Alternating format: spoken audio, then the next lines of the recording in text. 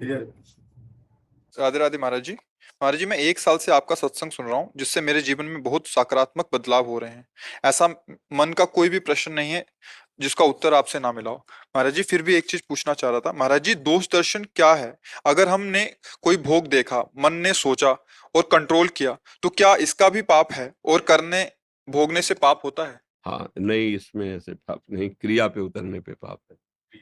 हाँ, जैसे दोष दर्शन उसे कहते हैं, जैसे कोई व्यक्ति बैठा हुआ है, खड़ा हुआ है, कोई आचरण कर रहा है, अब हम उसके सद्गुण तो देख रहे हैं, उसके दोष ढूंढ रहे हैं और फिर उसको हम चार लोगों में कह रहे हैं। पर चर्चा, पर दोष दर्शन, पर दोष श्रवण, ये हमारे अध्यात्म में बाधक है, क्योंकि पर कोई है ही नहीं।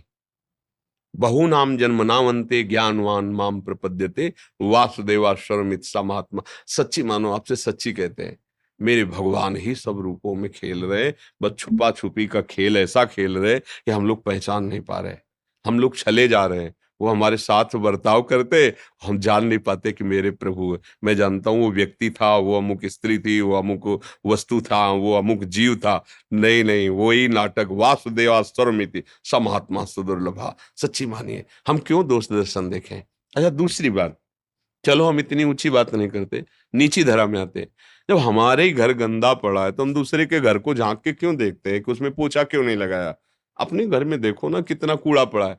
जब हम लौट के अपने घर में देखें तो सच्ची बात, अगर कोई ऐसी मशीन चली होती जो हमारे मन में फिट कर दी जाती और टीवी में चलता भी जो मन में चल रहा है, आप अंदर से देखो, हमारे मन की स्थिति इतनी गंदी है, तो अब हम किसको देखें।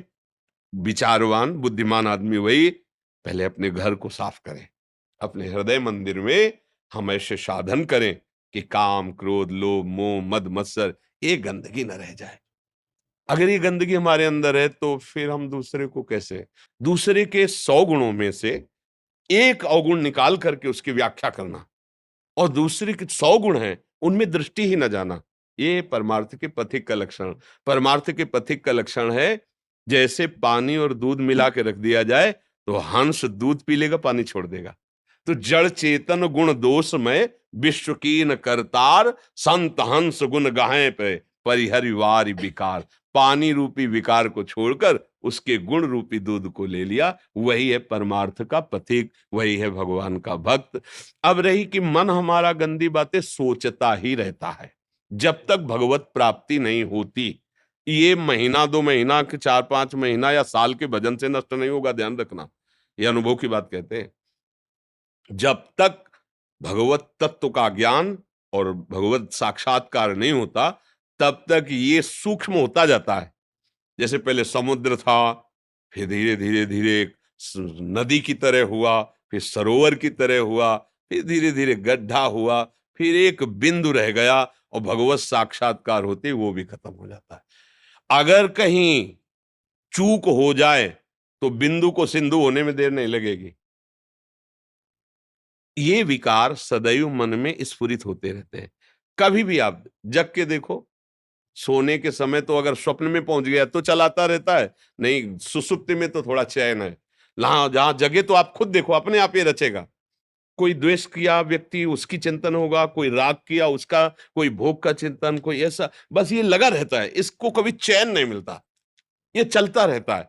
अब इसके चलने में हमको साधना करनी है कि रोकना है, तो ये रुकेगा नहीं, बड़ा प्रवाह वाला है। तो इसको प्रवाह को मोड़ तो सकते हैं। जैसे मान लो कोई वेगवती धारा जा रही और हमें उसे कमजोर करना है, रोकना है, तो सीधे पुल नहीं बनाएंगे, हम सीधे बांध नहीं बना सकते, सीधे बांध से रोका नहीं जा सकता। क्या करें, पहले नहरें निकालें। बहुत बड़ी प्रबल धारा जा रही है और उसको हमें रोकना, बिल्कुल रोकना है, तो पहले हम नहरें निकालें। अब इसे रूप पसंद है तो हम रूप दर्शन की नहर के लिए प्रभु की तरफ बढ़ते हैं, कि जिनके एक बिंदु सौंदर्य से अनंत ब्रह्मांडों का सौंदर्य रचा गया, ऐसे मदन मोहन मुनि मन मोहन विश्व मन मोहन प्रभु के रूप को देखने की लालसा करे। ये नहर खुद रही मन की धारा को, एक एक जितनी भी हमारी चाहते हैं वो सब प्रभु में सहज में पूर्ण हो जाएंगे।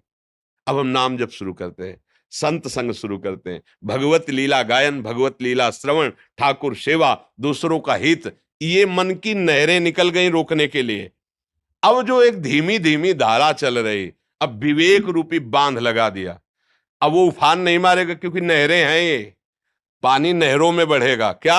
अब मन की चाल नाम जप में जाएगी, लीला गायन में जाएगी, रूप ध्यान में जाएगी, ठाकुर सेवा में जाएगी, समाज सेवा में जाएगी। अब उसका वेग बट गया। अब ये तो कुछ कर नहीं रहे, अब क्योंकि धारा है, अब रोक नहीं सकते तुम। वो वेग है, उसको विभाजित नहीं किया। अब हम चतुरता पूर्वक विभाजित करें, जिसे भगवान कहते हैं अभ्यास योग युक्तेन चेतसा नान्यगामिना। ऐसा अभ्यास करो कि चित्त कहीं जाने का रास्ता ही ना रह जाए। वो यही है, नाम जप में, ठाकुर सेवा में, साधु समागम में, माता पिता गुरुजन परिवार सबकी सेवा करने में, धर्म पूर्वक धन कमाने में, जो तुम्हें ड्यूटी मिली है, जो भी मिली है, व्यापार नौकरी जो भी, ईमानदारी से उसको करो, वही पूजा बन जाएगी। नाम जप करते हुए परिवार का पोषण करो, वही तुम्हारी आराधना हो जाएगी। अलग से तुमको घंटी हिला करके आरती करने की जरूरत नहीं है। अगर तुम अपने जिस पद में हो उसी पद का ईमानदारी से प्रयोग करो और लाए हुए धन के द्वारा परिवार का पोषण करो, अतिथि सेवा करो और भगवान का स्मरण करो, सब कर्म भगवान को समर्पित कर दो, महात्मा हो गए। बात समझ में आई?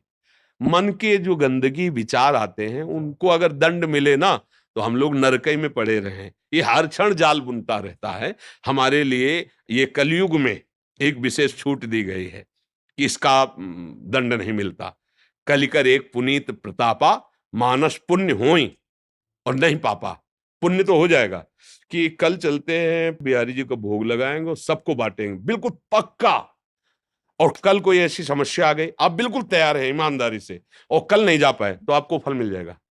भोग लगा के बांटने का आपको फल मिल जाएगा।